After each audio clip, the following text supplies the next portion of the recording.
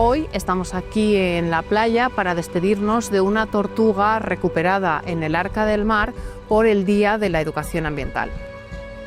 En Asprona llevamos un año participando en un programa llamado Mares con Propósito, en el que un grupo de personas con discapacidad colaboran junto con el voluntariado de Fundación Oceanographic en las actividades que ellos organizan. Yo soy voluntario de Oceanográfico. Muchas gracias a los voluntarios, hemos sabido una cosa más. Lo que hay que hacer ahora es tener un poco de sentido común con las tortugas.